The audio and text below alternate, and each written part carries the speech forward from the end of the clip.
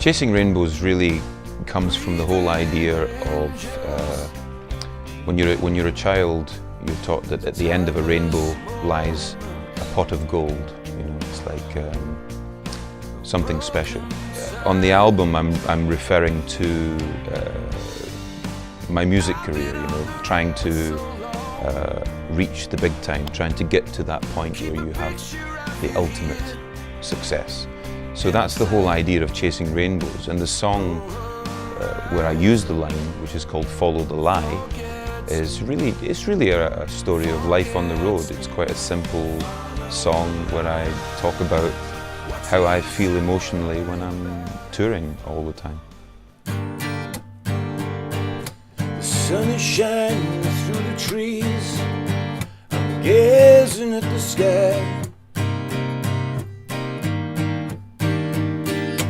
Long ago, the winter freeze was taking its toll on me, and there are people all around me struggling to make ends meet, while those who are responsible are living down on Easy Street.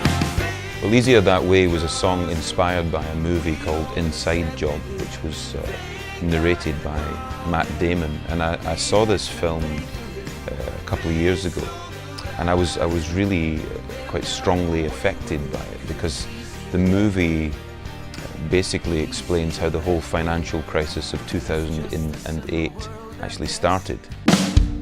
So you decided it's your day to be free, and you know that it won't be long till you abandon me. Well, my band have been the same, really, give or take one or two musicians since I started a solo career. And you know, it's nice when you can have the same guys around you, and you know, you can trust them. Obviously, you understand each other musically, you understand each other spiritually as well. So it's important for me to the guys that I work with. You know, I have some Scottish guys in the band, of course. Uwe Metzler also works with me sometimes, a German guy. Some Polish musicians as well now, a classical piano player called Darek Tarczewski, Barbara Szelanglewicz, Alicia Shonsh on violin. I feel it's important, if you've got pretty girls in the audience, that there should also be pretty girls in the band for the audience to look at, you know, so it's a balance.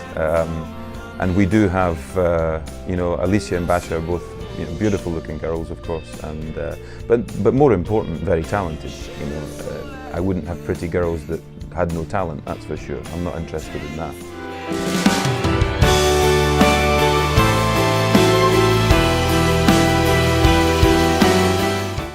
I think the introduction of classical musicians in my band was quite important for me. It took me in a slightly new direction.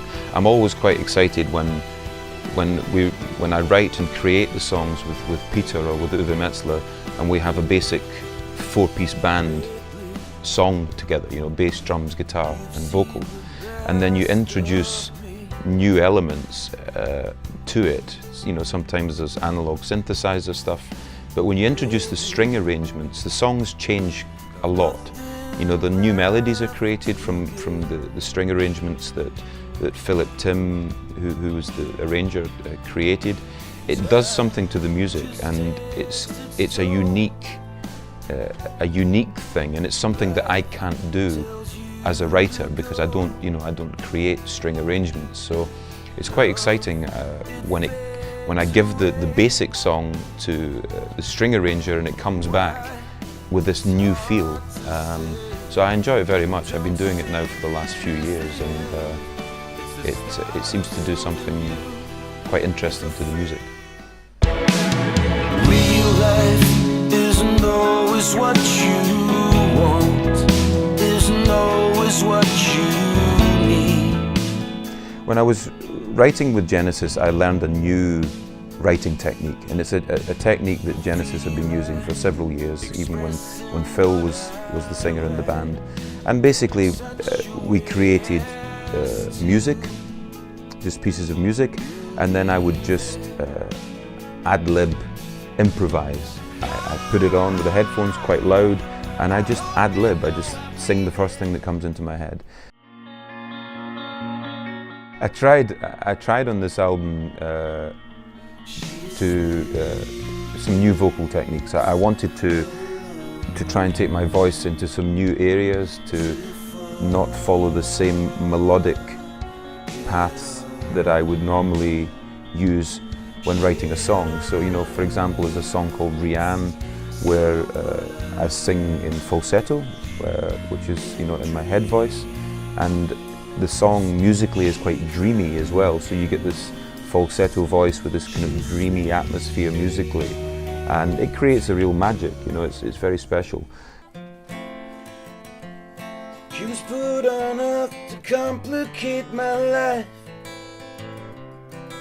to question each decision that I make, to be there when I feel alone at night, and when I wake,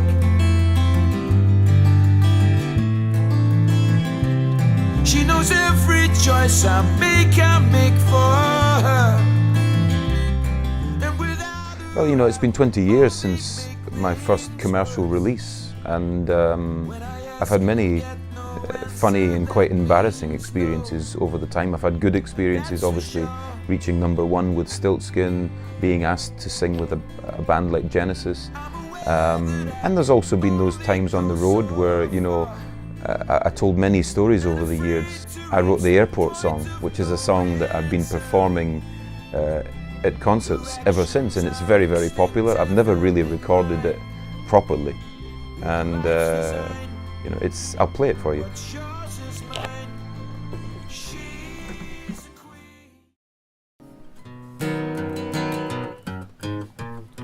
here I am, sitting at the airport, waiting on a plane, taking me to New York, choking on my coffee when a girl goes past us.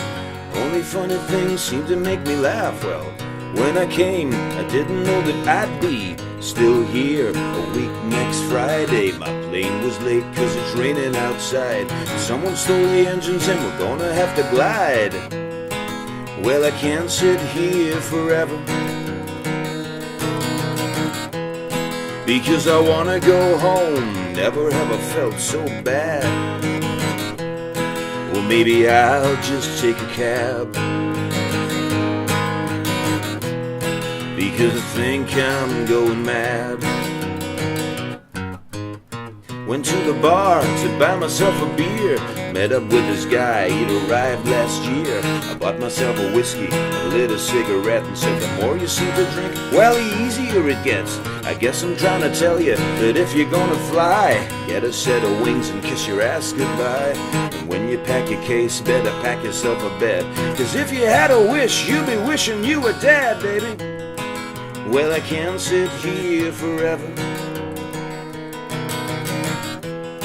because I wanna go home. Never ever felt so bad.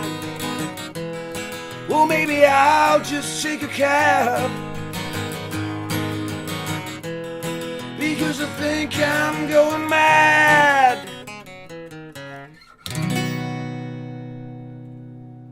You know, so, and of course there are many tour stories, but we can't tell them on TV.